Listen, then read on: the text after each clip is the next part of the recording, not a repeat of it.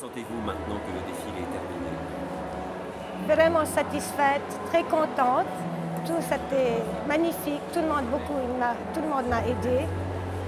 Le peuple de Tunisie sont vraiment généreux, très gentils. Et j'adore ce pays-là. Alors, expliquez-nous comment vous travaillez en Syrie. Vous travaillez dans quelle ville? On travaille à Damas, c'est dans la capitale de la Syrie. On est deux esprits, moi et mon associé qui s'appelle Rita Betunjani. Chacun a un différent goût, un différent style, mais la combinaison ensemble, ça marche beaucoup parce qu'elle adore le style bohème. On a plusieurs thèmes qui sont immortels, infinis. Ça veut dire, même si la mode change, ce sont des pièces classiques.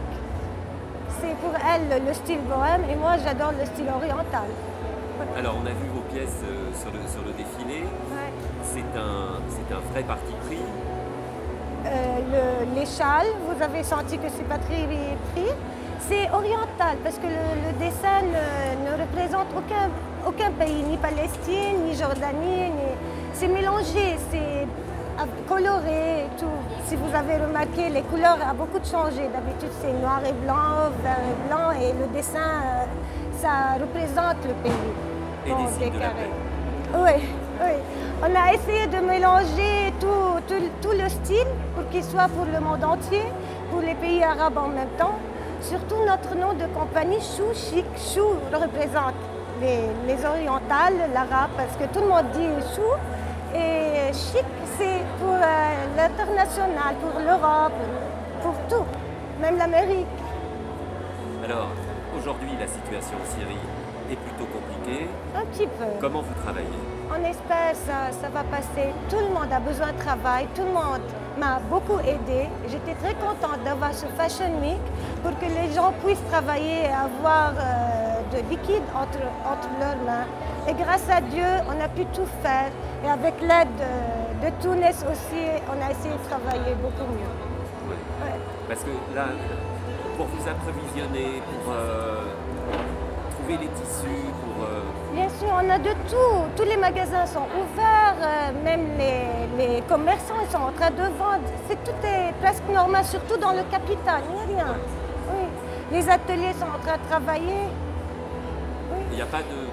Même tous les châles que vous avez trouvés brodés, ce sont des femmes qui travaillent dans leur maison, qui ont besoin de travailler, mais ils n'ont pas de diplôme.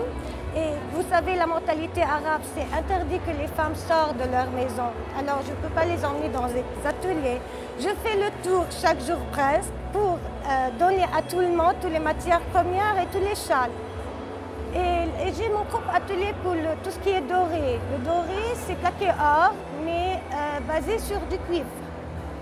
Alors, on a notre propre atelier, il n'y a rien. En fait, c'est une autre façon de travailler.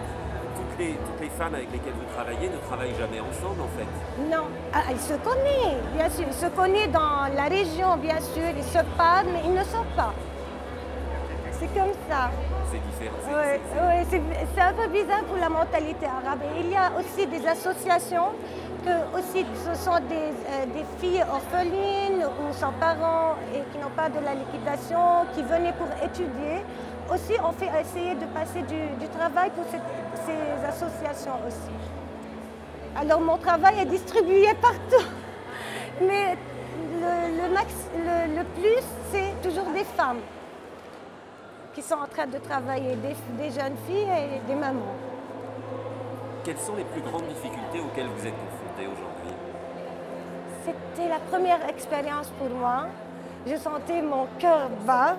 Une seconde, j'ai eu peur que la robe tombe. Et vraiment, j'avais tellement envie que Rita serait avec moi, mais elle était enceinte. Je sentais que j'avais besoin pour elle. Elle est comme mon sombre à la fin. Je prends toujours son idée.